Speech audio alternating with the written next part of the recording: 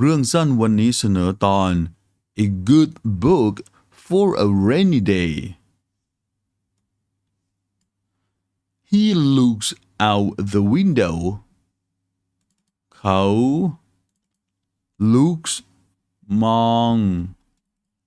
out ออกไปนอก window หน้าต่าง The sky is gray. Sky ท้องฟ้า Gray สีเทา Leaves fall from the trees. Leaves ใบไม้ fall หล่นหรือร่วงหล่นfrom จาก trees ต้นไม้ Paper flies through the air. Paper กระดาษ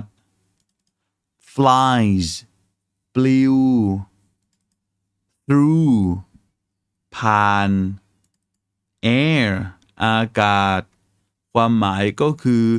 กระดาษปลิวว่อนทั่วอากาศ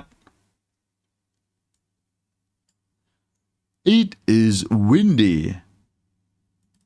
มัน windy ลมแรง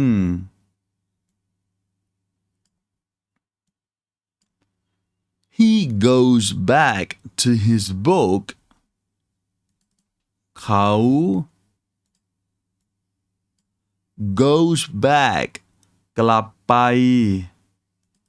ที่ book หนังสือของเขาคำว่ากลับไปที่หนังสือความหมายก็คือกลับไปอ่านหนังสือนั่นเอง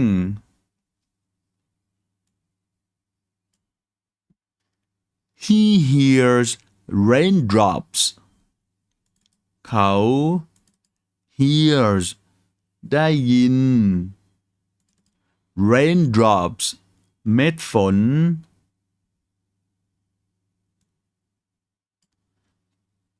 He looks out the window again. เขา looks มองออกไปนอก window หน้าต่าง again อีกครั้ง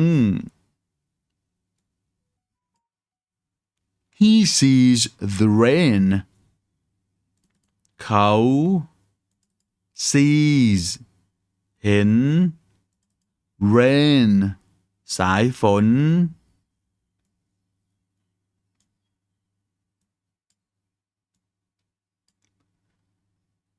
He closes the window. เขา closes ปิด window หน้าต่าง He goes back to his book. เขา goes back กลับไปที่ book หนังสือ his ของเขาคำว่ากลับไปที่หนังสือของเขาความหมายก็คือกลับไปอ่านหนังสือของเขาจบเรื่อง